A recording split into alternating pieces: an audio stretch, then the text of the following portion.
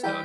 Gotta get my shirt and pants on. Oh, hi everybody. Didn't see you there. Just doing a little practicing on my trusty banjo here. If you've seen me in the hallway, you've probably seen me with this in my hand, noodling out a couple of melodies here and there. This is called the banjo, not to be confused with the guitar, although there are several similarities. And I love it. I love answering questions about it. I love the instrument itself. I think that it sounds so cool. And it actually ties into what we're going to be talking about today, because the banjo actually has deep ties to Black American history. A lot of people see the banjo and they think that it's reserved for white hillbillies out in the Appalachian Mountains. And while the banjo grew greatly in prominence in the American South, it started in Africa. The earliest banjos started in sub-Saharan Africa and were, of course, brought over during the American slave trade. And as the instrument continued to develop, most of the original American banjo players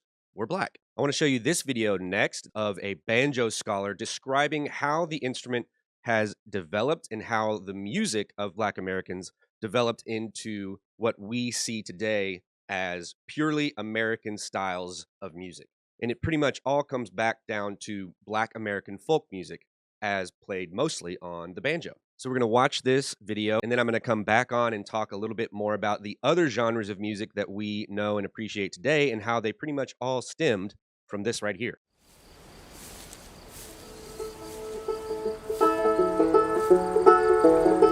I thought I was going to be a psychology major in college, and then I realized I was making all of my papers about the banjo anyway. My name is Jake Blunt. I am a performer and scholar of traditional Black folk music. I live in Providence, Rhode Island.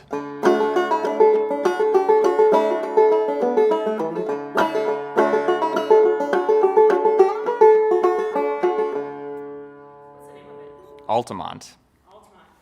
I first heard that song on the field recording from Murph Gribble, John Lusk, and Albert York, which is on a release from the Library of Congress called Black String Band Music from the Library of Congress. Say what you will about the title, it's easy to find, you know? There's Albert York playing guitar, John Lusk playing the fiddle, and Murph Gribble playing the banjo. They were a Black string band. They were recorded in the 1940s, and by most definitions, they're actually an early bluegrass band. But for a variety of reasons, I would consider their race to be probably the main reason they aren't really embraced as part of the bluegrass story. When I study modern-day Black banjo players, I am studying not only the music that they make, but what makes that music significant to them within its social context. The banjo was descended from West African instruments, and during enslavement and during the time immediately following, people associated the banjo with Black people. Toward the end of enslavement, we start to see blackface minstrels come to the fore. Blackface minstrelsy was this really gross performance practice in which white musicians would black up their face and lampoon Black musical traditions for a white audience. That had the effect of popularizing the banjo, which was featured very prominently. And eventually, bluegrass emerged, and that became the main way that people knew the banjo and interacted with it. Early on in the record industry, when folks started going down to the South, they began to record artists and consider how they could sell those records. They decided to confine Black musicians to a category called race records and confine white musicians to a category called hillbilly records. The end result of that was that Black people who played what might have been considered hillbilly music, which would have been early country string band music, they were not recorded because they weren't marketable in that category. Race records were by Black people and for Black audiences, but were supposed to be blues or jazz. Many of the early country musicians had Black mentors and Black collaborators. Leslie Riddle, for example, who taught the Carter Family. Many of the Black musicians who were teaching early white country musicians did not get recorded themselves. And that's just one iteration of this pattern we see where the music industry extracts artwork from Black communities, uses them to generate a ton of money, and then directs absolutely none of that money back into the community that invented the music it's selling. People spent a lot of time deriding and belittling black folk music traditions instead of studying them. And that's one of the big flaws with our current canon of folkloric recordings, but the vast majority of these recordings were made by white people. We know that many of the black string bands at that time, including Gribblesque and York, had separate repertoire that they played for black people than they played for white people, which means that probably much of this music never got put down on any sort of semi-permanent medium because it wasn't safe to perform it for them in that time and place. Once there was no sun. Once there was no sun. I learned Once There Was No Sun from a recording of Bessie Jones. Once there was no sun. Once there was no sun. She was a fantastic singer and lived for most of her life in Georgia amongst the Gullah Geechee people. It describes the world before the creation of sun and moon. This particular song comes out of a ring shout tradition. The ring shout is a religious ritual that's been passed down amongst the Gullah Geechee people for a very long time, and it includes someone with a broomstick banging out this bum, bum, bum, bum, bum, bum rhythm. We wound up just putting that on the kick drum because I tried to come up with a different part and it just turned into that anyway. Once there was no sun. Once there was no sun. Turns out the thing that they've been doing for several hundred years is right. I knew I wanted to draw off of this Hans Sloane text because it's the oldest stuff that I've studied. Hans Sloane made a trip through the Caribbean in the late 1600s. His work is one of the earliest written descriptions of a banjo that we think we have. And he included sheet music for some of the songs that he heard people singing. I was really drawn to this very simple but very epic sounding song called Angola, which is just a nice call and response arrangement between an instrument and a voice.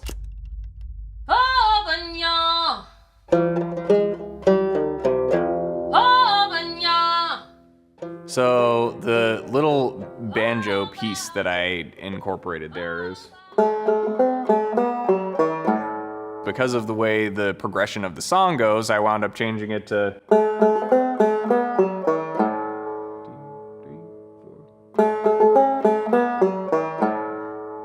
A lot of these songs either have no hook or only a hook. There's never a verse and a chorus. And that left me with a little bit of a heavy lift as far as finding things to put in between the verses. And I wound up coming up with these rhythmic fiddle parts.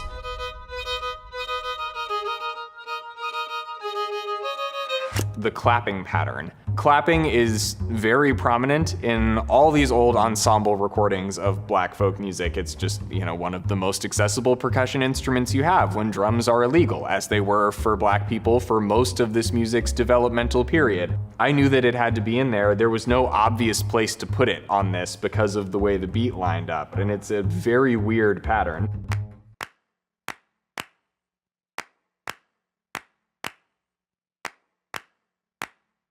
Even though that's not a sound or a texture that you would find in those field recordings, I tried to use the same approach of the field recordings in building those sounds, and I think it wound up integrating pretty well. Once there was no sun. Once there was no sun. Once there was no sun. I heard the angels singing.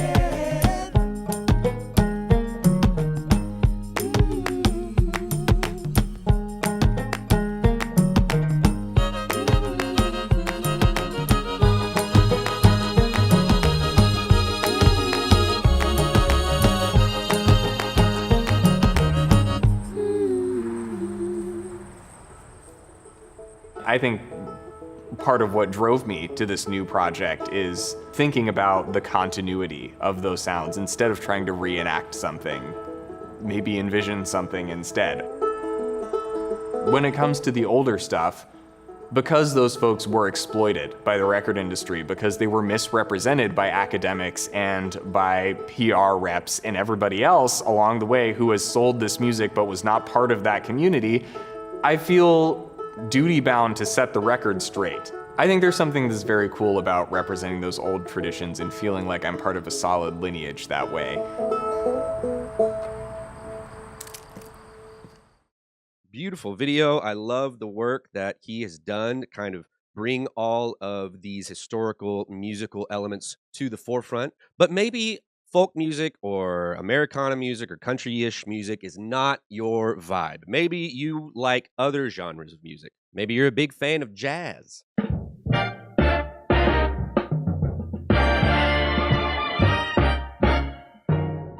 Jazz is one of the most original forms of American music. It is one of the most directly influenced genres from the original blues and all of that call and response music that the previous video was talking about. It evolved into more and more of a popular genre. Just like with folk music, it was largely popularized when white musicians started following what the black musicians were doing. Maybe jazz isn't your vibe, though. Maybe you like things to be a little bit more funky.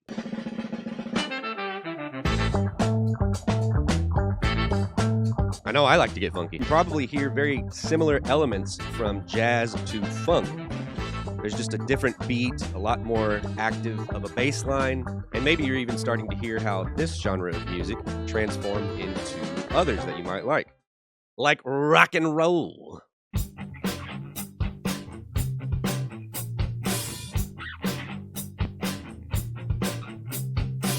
Electric guitars, driving drums, loud, loud, loud. And obviously this is a little bit more of a grungier 90s rock, but it still has origins with rock and roll, which we're going to talk about here in a minute. Or maybe you're a big fan of artists in the most popular genre today, which is hip hop and rap. Retro. Oh.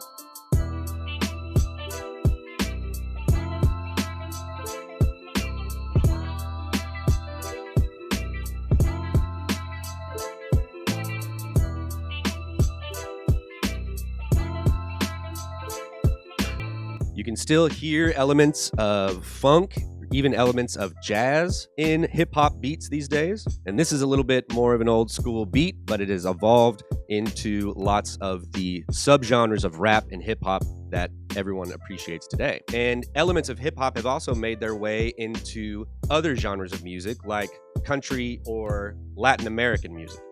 No matter what your favorite genre of American music is, it can almost all be traced back to music that was originally made by Black Americans. And I want to show you a couple of cool things that help trace that evolution. This is a representation of the family tree of American music, and it's a great visual depiction of how all of this stems from this dot right here, American folk music. So you have folk right here at the top, and then if you zoom out, you see that it all starts to grow. Over here, you can see how folk music and European classical music kind of came together to help form ragtime and jazz and swing and all those things. Out of gospel and spiritual music came soul music and Motown and that funk sound that we were talking about earlier, which led to disco and EDM music, house music, hip hop and rap, dance pop, even K-pop. We got any K-pop stans in the audience today? I heard they've been hunting some demons. I hope they're okay. If you zoom out over here, you see that folk also inspired the blues, which gave way to R&B and what they called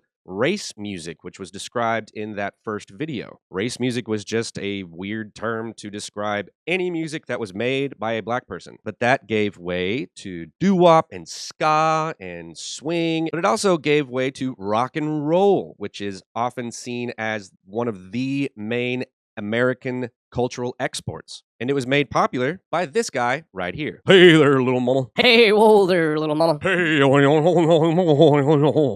that's right, Elvis. We often see him in America as the king of rock and roll, right? He was doing things that apparently nobody had done before, and the crowds, Especially the ladies. were going crazy for this guy. And he was even arrested a couple of times for being inappropriate on stage. But it turns out that all he was doing really was imitating the black rock and roll music that he had heard in Memphis clubs. There was Sister Rosetta Tharpe, who was considered the godmother of rock and roll. Elvis would have heard her music whenever she was releasing it back in 45, and he channeled a lot of her style. Same thing with Little Richard, who is considered the architect of rock and roll. Little Richard came to popularity back in the Deep South, and his style of going all around the stage and singing crass lyrics and dancing all around for the ladies by his fans, that all was considered to be very, very cool. But at the time, the wildness with which he performed was considered to be too much. It was considered to be immoral in some ways. But so many of Elvis's dance moves and the ways that he sang and the ways that he performed came from Little Richard. And this is all something that Little Richard made sure that everybody knew when he went off script at the 1988 Grammys when he was asked to present the Best New Artist Award. And the best new artist is me. I have never received nothing. You all ain't never gave me no Grammy. And I've been singing for years. Elvis was also influenced by B.B. King, who was the king of the blues, who was actually a friend of Elvis's. Fats Domino, the real king of rock and roll, they called him, who was also, like Little Richard, playing a lot of this music before Elvis. And if you're wondering, well, if these guys were so good, if these guys influenced Elvis, why have we not heard of them maybe as much? Why do we hear way more about Elvis? And that goes back to what the original video was talking about, with how black musicians, no matter how talented or influential they were, did not appreciate the same mainstream success as did their white counterparts. And from rock and roll, of course, spawned all sorts of subgenres of rock, including what we know now as modern pop music. And I have this linked in the advisory tab of Longhorn Country, and you can go and explore a little bit more about each genre. And I'll also have this timeline right here. And this one's really cool because not only does it give you the actual year and the timeline, but it also shows you how interconnected all of these other genres are with one another. And you can also click through any of these to learn more about who the main artists were and who their influences were, all the way up to current day. Overall, I just think it's very, very important that we understand the origin of things that we enjoy in culture. That while we are enjoying them, we also reach an understanding of where these things came from and who originated them. That's all from me for today. There's going to be a discussion on the next slides, and I encourage you to, if you have computers in your room right now, or if you will have computers sometime today, to go through these two timelines to learn a little bit more about your favorite genre of music and how that genre is intricately connected to Black American history. Enjoy that discussion. Enjoy looking through those graphs. Be good to yourself and others, and I will see you tomorrow.